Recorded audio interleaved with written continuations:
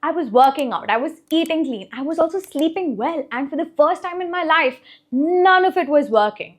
I had hair falling out in clumps. I had acne showing up on my face, which is literally that has never happened to me before. I was exhausted. My sleep wasn't sleeping, my brain wasn't braining, and my mood went from irritable to anxious to flat out numb. And I kept telling myself, yeah, it's travel, it's the weather change, maybe it's the extra work pressure right now. But I thought about it properly and I was like, wait, I've had work pressure before, I've had insane schedules before, and it never did this to me. Something is different this time. So I went and got my blood work done, and 3 numbers on that report completely changed how I understand my own body and how I live my life now. Hello gorgeous, I'm Dishamiti Khandelwal and I'm the founder of the Glow Up Academy, where I've changed the lives of thousands of women just like you. So here's what I've realized, and I think this applies to so many of us. Most Indian women in their 20s have never gotten a full blood panel done. Like, not once.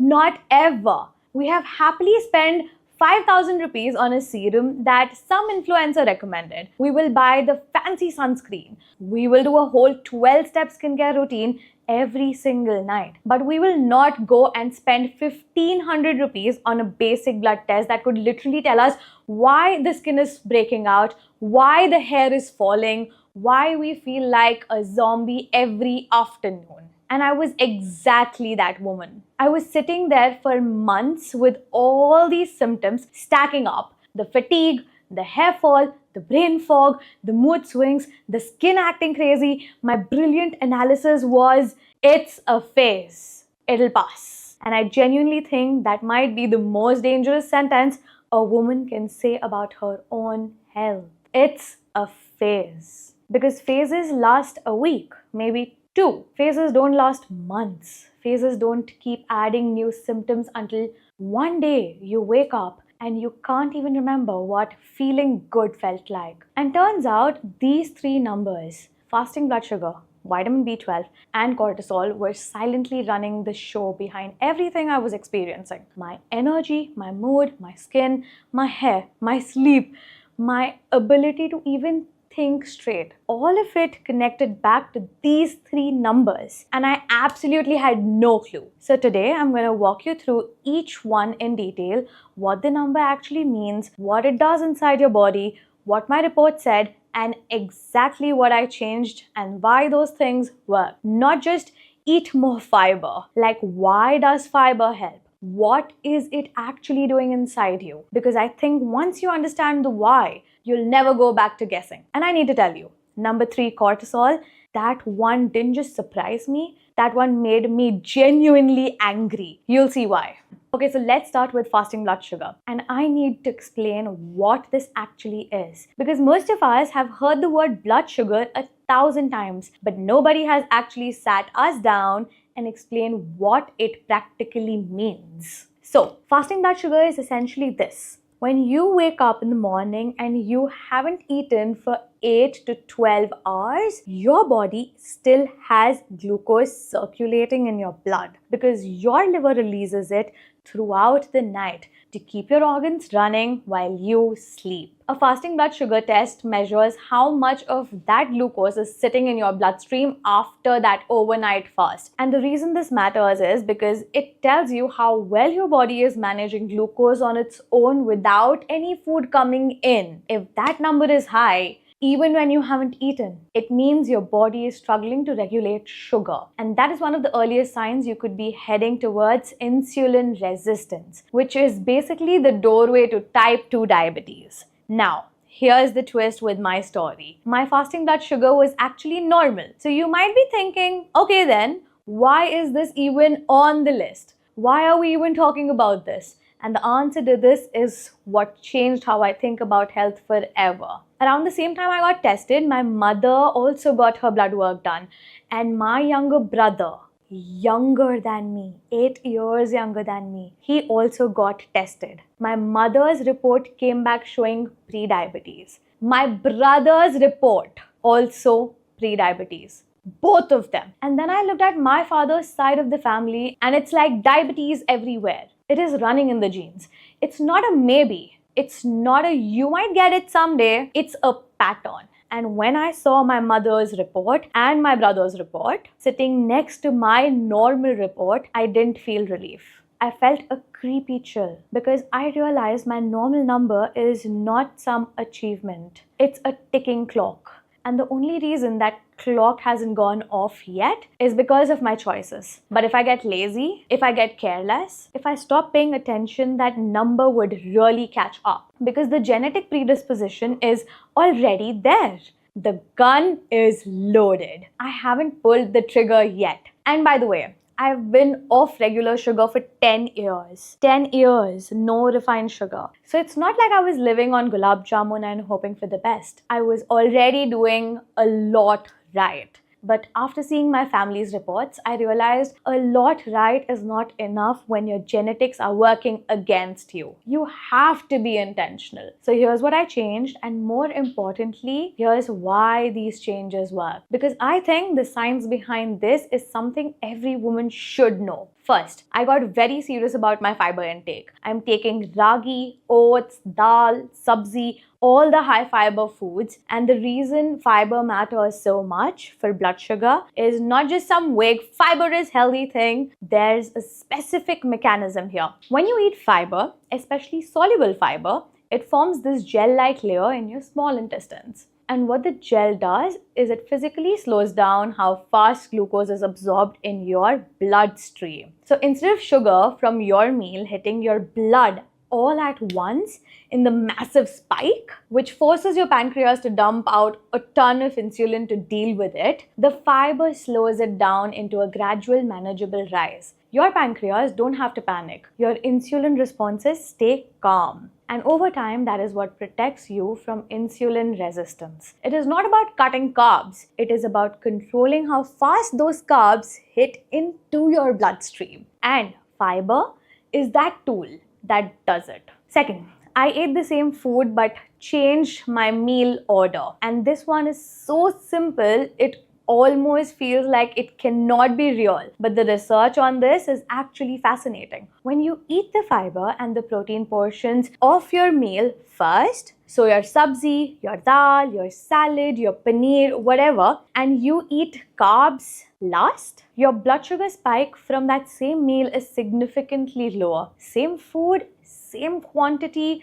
just a different order on your plate. And the reason is exactly what I just explained. The fiber and the protein creates that buffer in your gut before the carbs arrive. So by the time the roti or the rice hits your system, there's already a protective layer slowing the absorption down. It's such a small change, but the impact on your glucose response is dramatic. Third, I stopped lying down or sitting after eating, and I started going for a walk immediately after my meals, even 10 to 15 minutes. And the science here is beautiful in its simplicity. When you walk after eating, your muscles are actively contracting, and the contracting muscles pulls glucose directly out of your bloodstreams to use as fuel. They don't even need insulin to do it. So, you're essentially giving your body a second pathway to clear that glucose out. The insulin is doing its job and your muscles are helping out at the same time, which means the spike is smaller,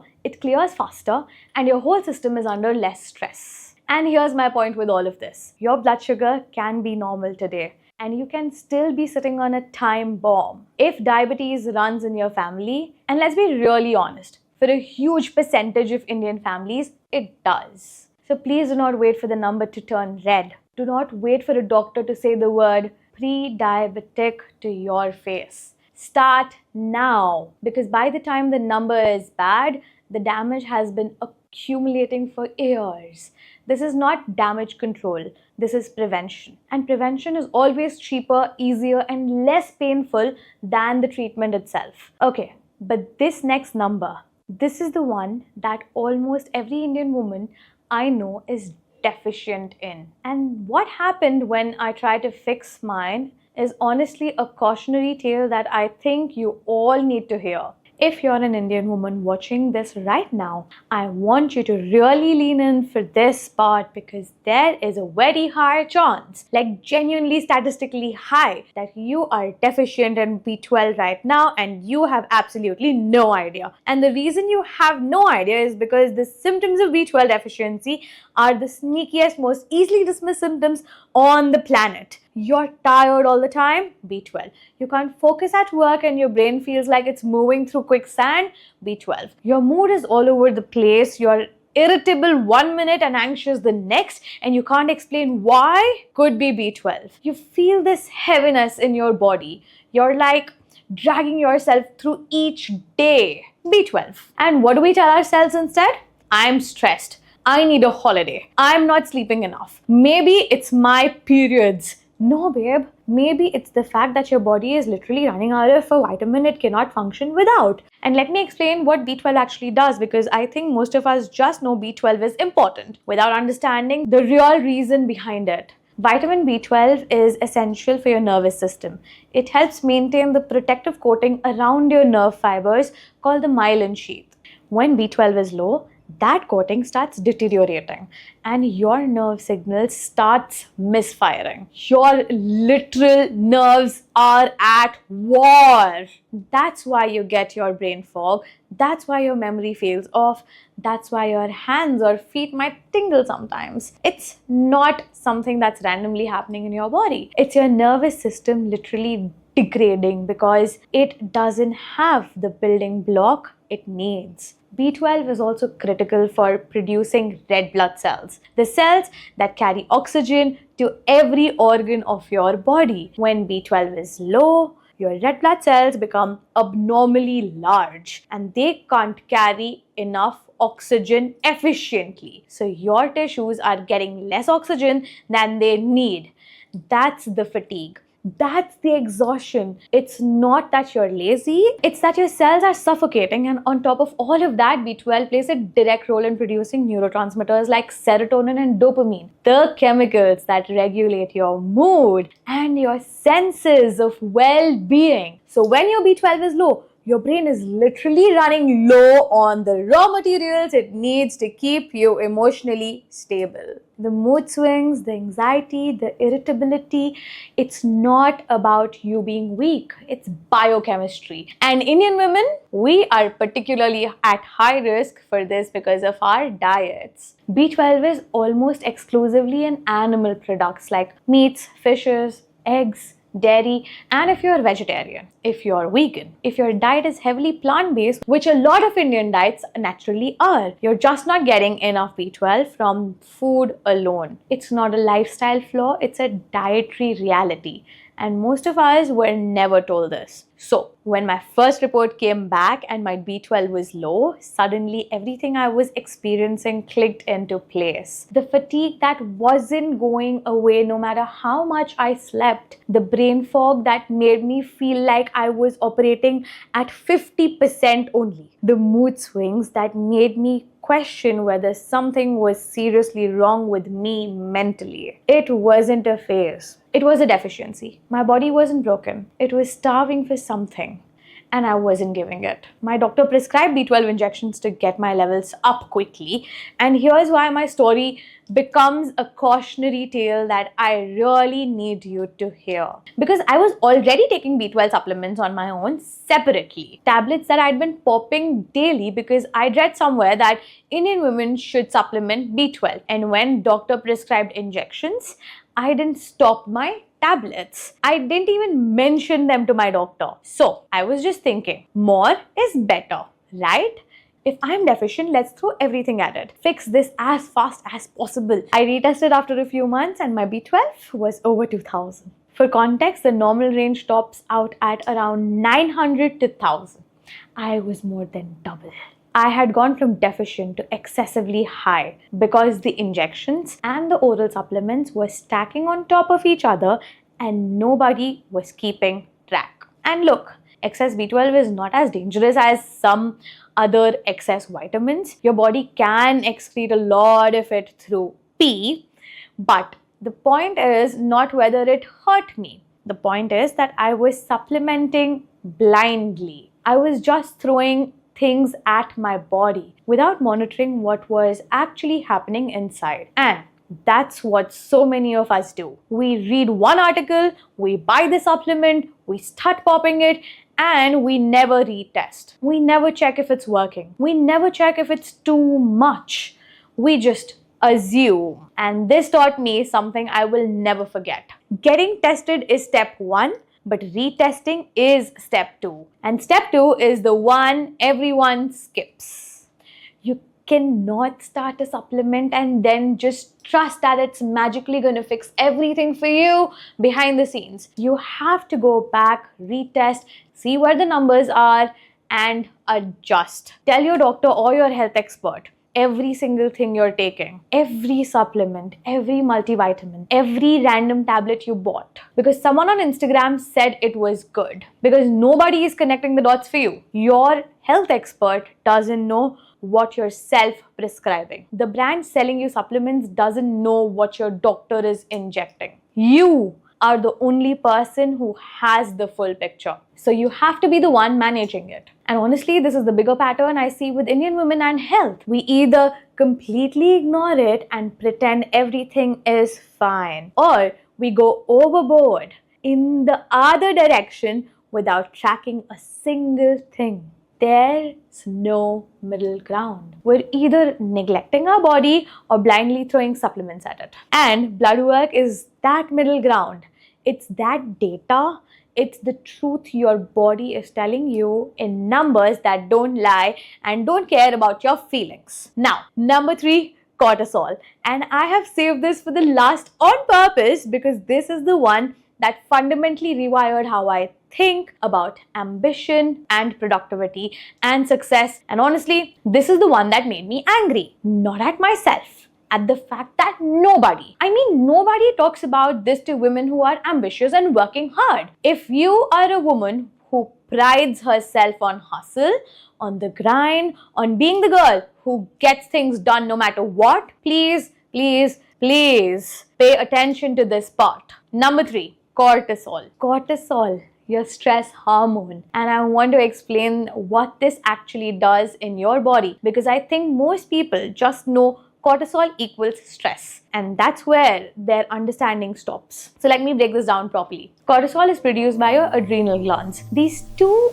tiny glands sitting on the top of your kidney, and it's released through something called the HPA axis, which is essentially your brain's communication highway to your stress response system. When your brain perceives a threat, and this is important, it doesn't have to be a physical threat. It can be a deadline, a fight with someone, financial anxiety, even just the low-grade hum of being constantly busy and never switching off. Your hypothalamus sends a signal to your pituitary gland, which sends the signal to your adrenals. And your adrenals flood your bloodstream with cortisol. Now, in small short bursts, cortisol is brilliant. It's life-saving. If a tiger is chasing you, cortisol spikes your blood sugar for quick energy. It sharpens your focus. It diverts blood away from your digestive system towards your muscles so that you can run. It literally keeps you alive in crisis.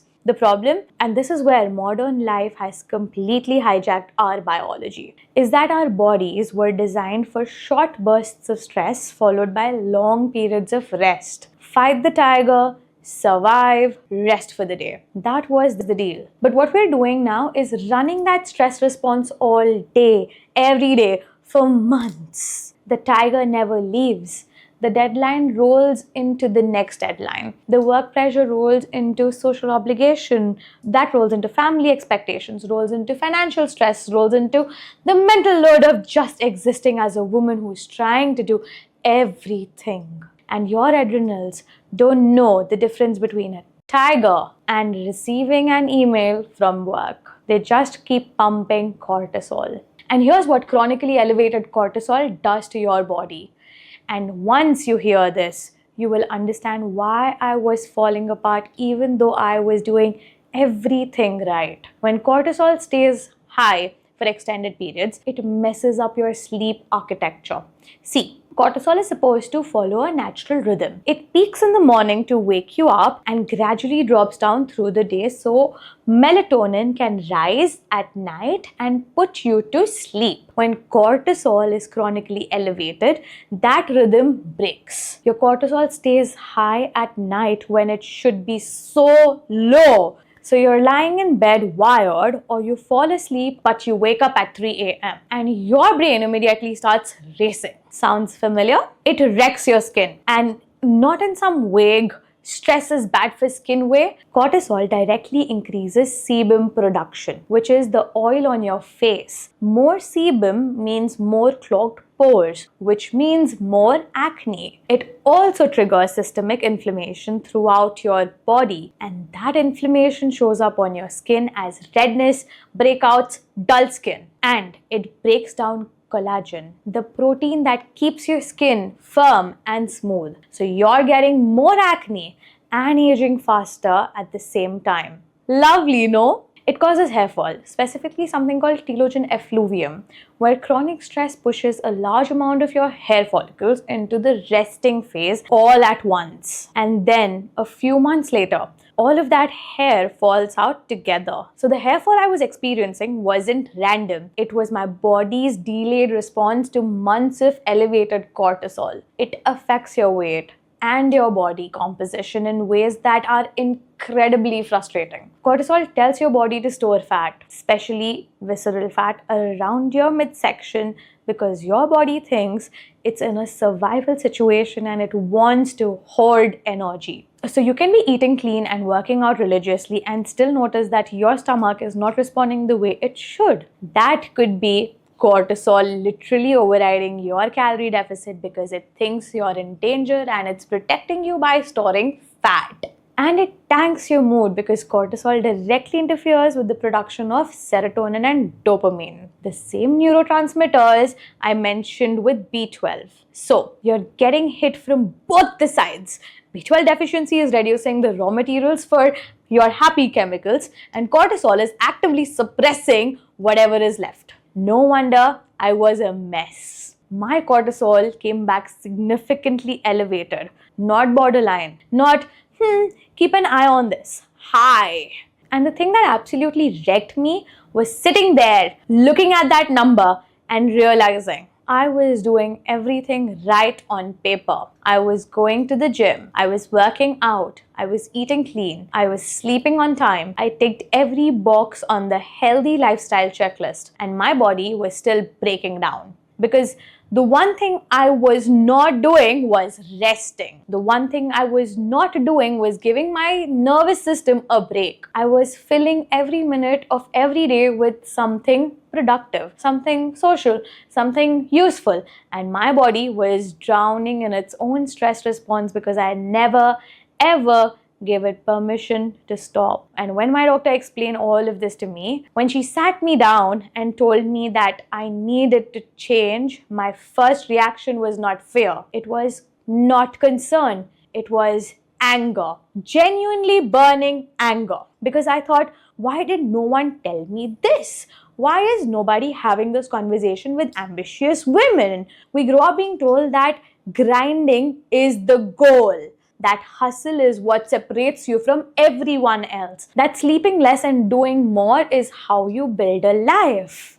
And nobody, not social media, not our families, not our education system, not even most doctors, unless you specifically ask for a cortisol test. Nobody tells us that your body is keeping score the entire time. Every late night, every skipped rest day, every I'll take a break when I've made it, your adrenals are logging all of it, and the bill comes due. And it doesn't come as some dramatic collapse. It comes as hair fall, acne, and fatigue, and mood swings, and brain fog. Symptoms that are easy to brush off as a phase. Symptoms that let you keep pushing yourself until you can't. So here's what I changed. And I'm going to really be honest. This was the hardest part. Harder than changing my diet, harder than any workout.